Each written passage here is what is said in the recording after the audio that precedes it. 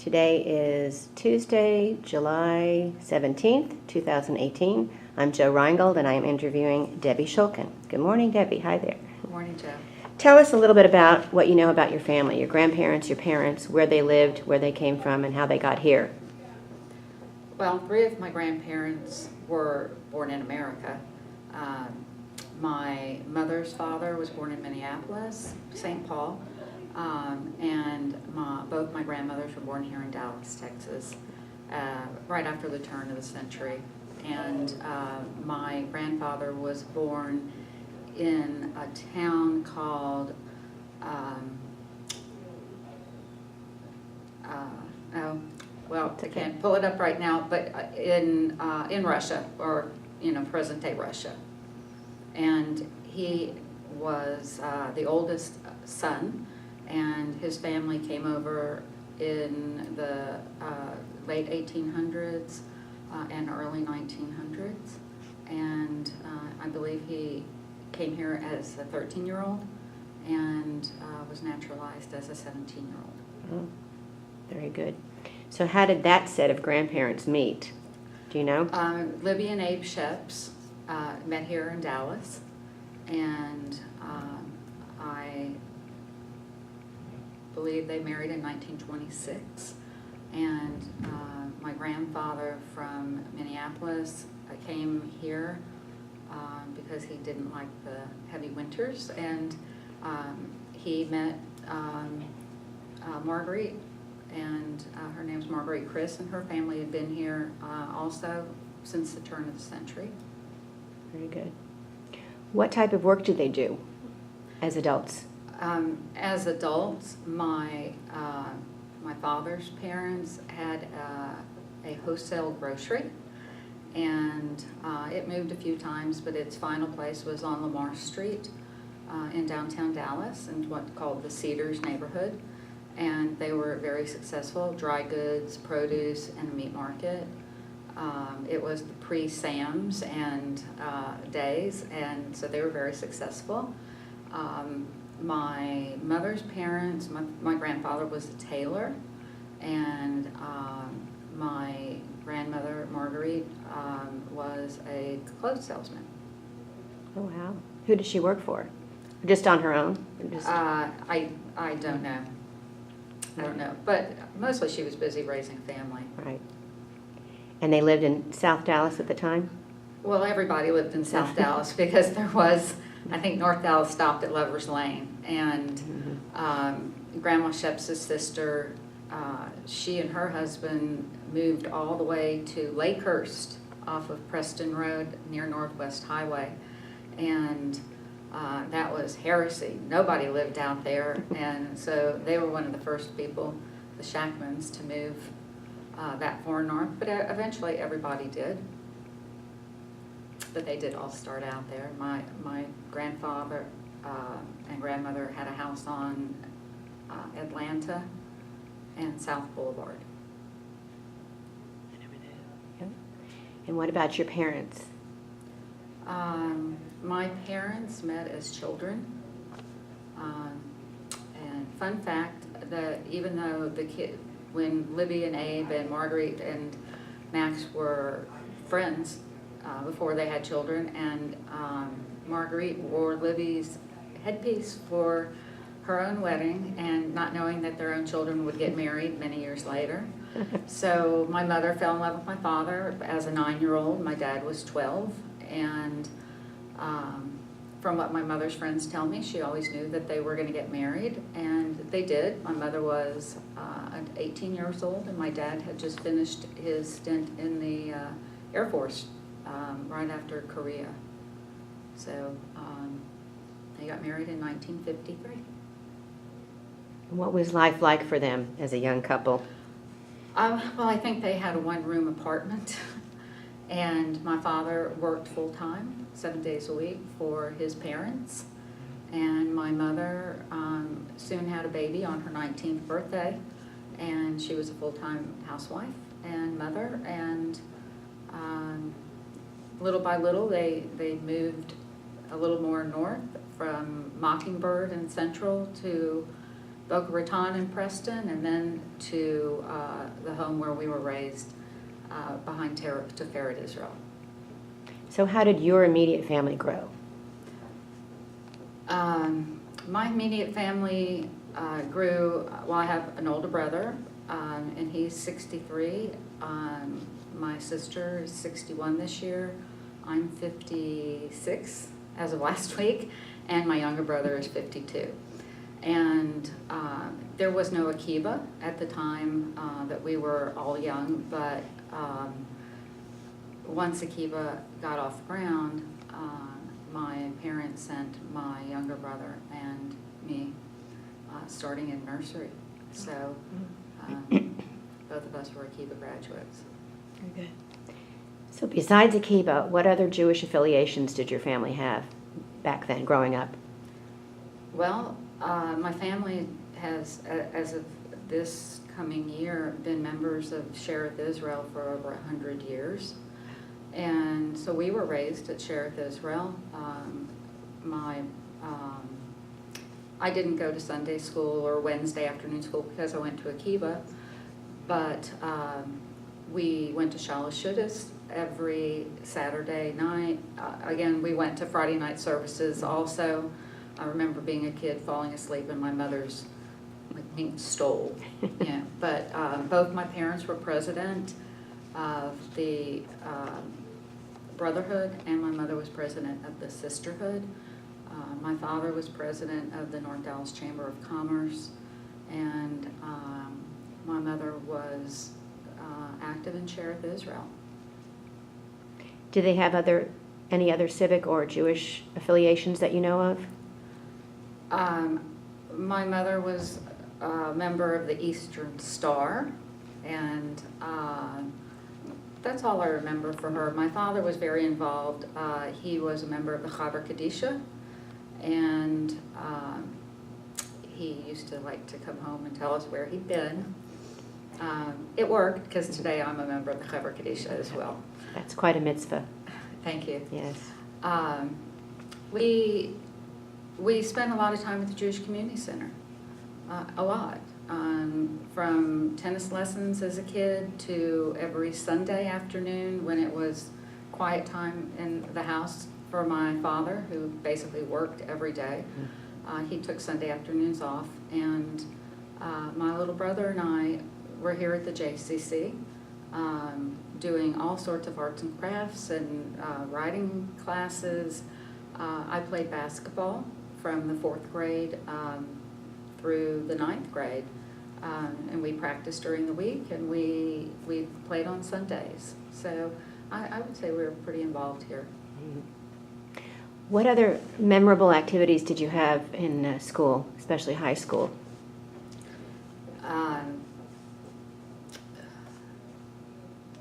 Well, once I graduated from Akiba, and that was at the end of 9th grade, I went to a school called Lake Hill over in East Dallas. It was a private school, and I made a lot of friends there, but once I was done with Akiba, I had to start going to Sunday school in the mornings, and I also had friends there, and a lot of those friends from grade school I've had for years, but I did BBG maybe just for a year. It was not at the fore of my activities, and that's pretty much, we participated in the J, and I babysat a lot. Okay. What about your college years? College years, everyone belonged to Hillel. And Where did you go? I started out at UT, and when I decided to go to nursing school, I switched into Texas Women's University. I liked that program better, and I went to school on the Parkland and Presbyterian campuses.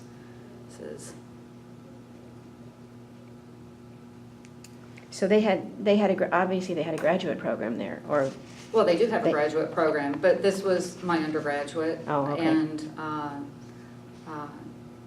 we spent a lot of time at Parkland. I also worked on the weekends at Parkland to get extra, not extra credit, but extra clinical time. And back in the day when no one cared, you could do anything in the Parkland emergency room as long as you had a nurse that trusted you, and I really built a lot of my skills at Parkland. I loved it. So expand for us your nursing career. Well, my nursing career began at Baylor downtown, and when I was hired to be an intern, which is a 6-month program in the ICU. And when I completed that, I worked full-time as a surgical trauma ICU nurse. And that was a wonderful experience. And we saw a lot of sad things, but we learned a lot and how to help people. And I really bonded with a lot of those patients. I really felt, I've always felt in nursing that I'm really helping people who cannot help themselves at any given time, and that it's up to us to bridge that, and until they are strong enough to go home and either fend for themselves or have a family member take care of them.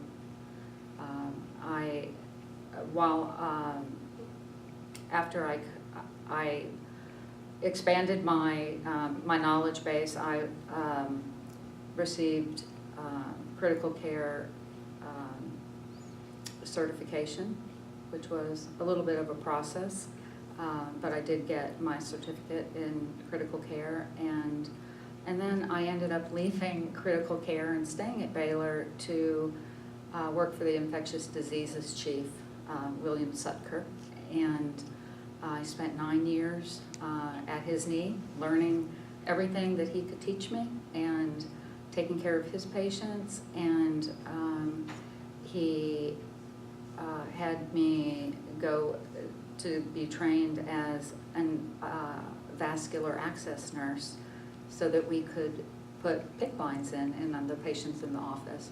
And then that's where my expertise took me, and that is how I spent the last 25 years of my career. Fantastic. Now, where along the line did you meet your husband? Tell us about that. I met my husband while I was still at Baylor.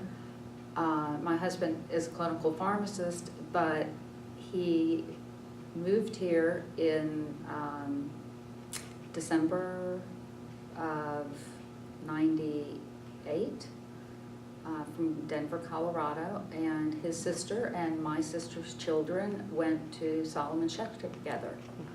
So my sister has a sister, and his sister had a brother, and they fixed us up, and we got married 10 months later. Oh, very good. Wonderful. Did you both stay at that point you were both at Baylor?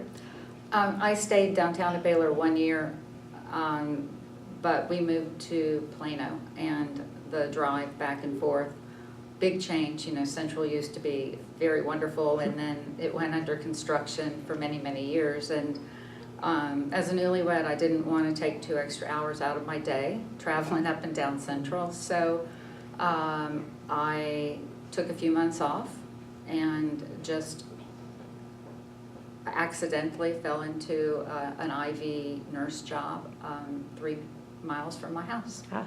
So I ended up at Medical Center of Plano, and my husband got a job there as well. Oh, is that where he is today? He Still? is still today. Still Yes. there. Okay, very good. So tell us about your family, you and your husband's family. How did that grow?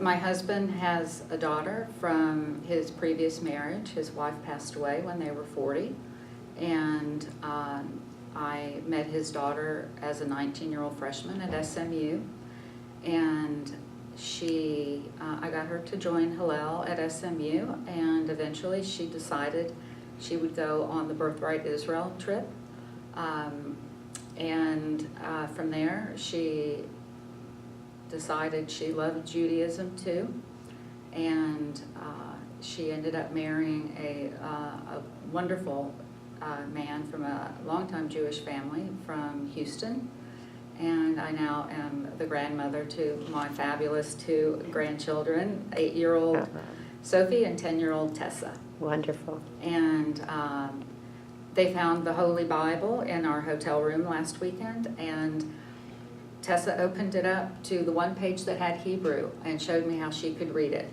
And of course, they go to Wednesday afternoon and Sunday mornings, and then I teach them a little bit, when I'm with them, and they just are sponges. They love going to shul, and they go to family nights. They belong to a temple in Sugar Land, Texas. So how often do you get to see them? Well, because I retired a couple of years ago, I'm down there at least once a month. They'll be here a week from Sunday to spend a week.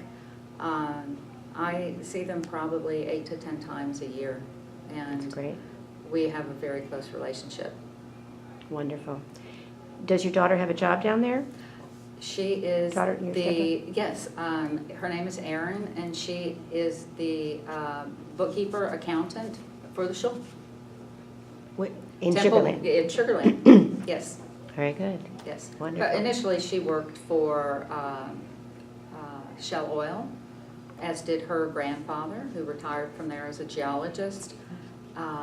But she decided to be a stay-at-home mom 10 years ago, so she did, and she just went back to work last year. Oh, very good. Wonderful. So, you and Randy, are you guys involved in anything, obviously Shereth Israel, but anything else besides Shereth? Honestly, the last few years, we have not been, and I have just joined the board of the Dallas Jewish Historical Society. Yay. And I'm ready to come back into the community. I'm ready to get out there and do what I can to help promote Judaism. I'm a little afraid of what's going on in this country right now, so I'm becoming more active in the Democratic Party and devoting time to making sure that democracy stays in our country. Absolutely. Since you are a native, tell us from your perspective, how has Dallas grown and changed? What have you seen? Dallas has undergone tremendous change. And I feel like I've stepped into my mother's shoes, where she would tell me how it had changed from when she was a little girl in South Dallas. And now I say, the explosion of synagogues at the time that I was a kid, there were 4 synagogues. Probably now there's over 20. And the influx of the Hasidic community, the Lubavitch community, which we only had one Lubavitch family, the Alporovitzes, that taught at Akiba, beloved. I love them very much. And there were no kosher restaurants. The JCC was much smaller. It's undergone expansion 2 or 3 times and is enormous.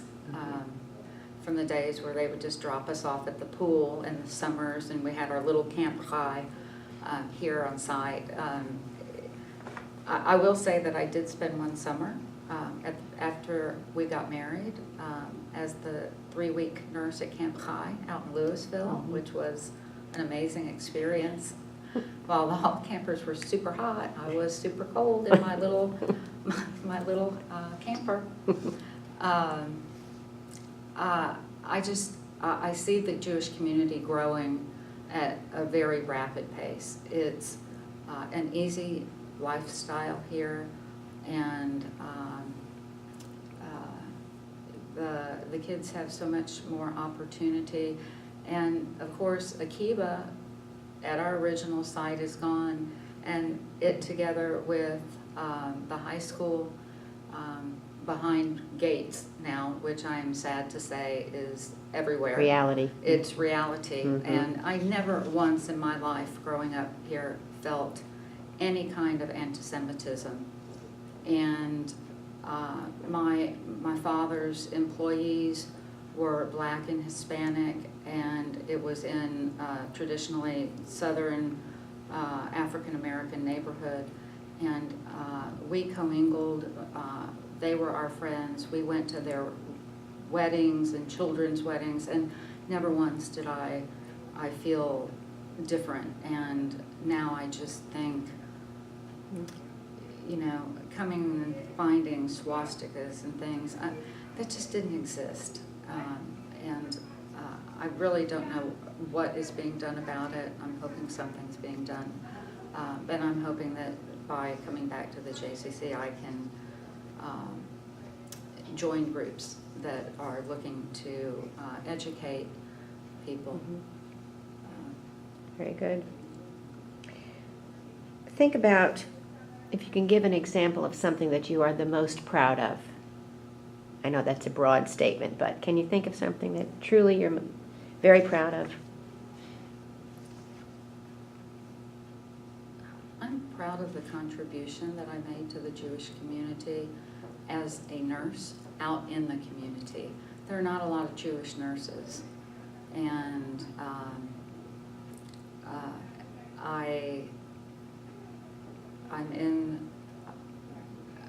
I'm like an ambassador, you know, in the hospitals. I mainly was at Baylor, which was very Baptist, and I was different, and they knew, and I educated them, and I had the basis of talking about my religion because I'd spent so many years at Akiba being educated about what Judaism is and what it's not.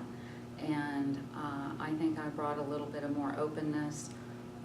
My friends, nobody, you know, dropped me because they found out I was Jewish. I had Christian friends and I had Jewish friends.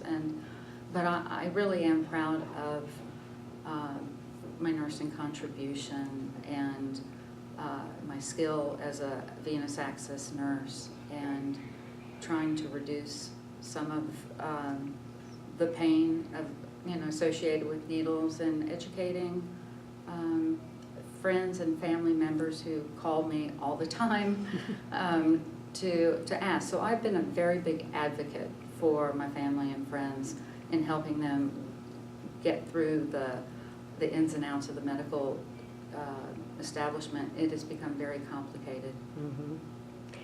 Along that line, do you have anybody in your field that you could point to and say was a role model for you? Well, I've had several role models in my lifetime. Of course, my parents, but I have two very close friends.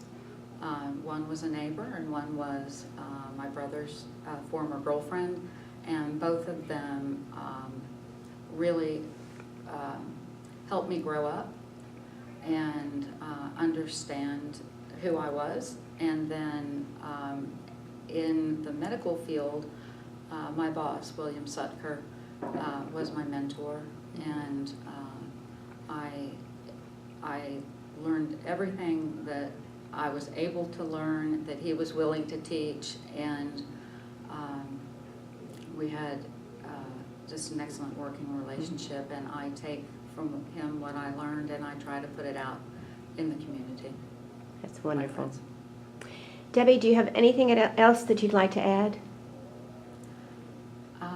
I would like to add that when I share my memories of growing up here down the street from the Jewish Community Center with my husband, who didn't have those privileges growing up in Denver, and I didn't realize that they were privileges growing up. It was just a part of who we were and what we did, and now I realize it was the utmost privilege to be a part of a Jewish community where everyone knew one another, and where we didn't have to play Jewish geography because everybody knew who was who. And as it turns out, I just like to say that our daughter ended up marrying a man in Houston that my first cousin, Sarah Ellen, babysat for him when he was a child. And that my mother's brother worked for my son-in-law's father's father. So it all comes around being, just the Dallas Jewish historical perspective is important here. I have my son-in-laws from Houston, and I think they're both strong communities, and I hope that it continues. Thank you very much. It's been wonderful. Appreciate it.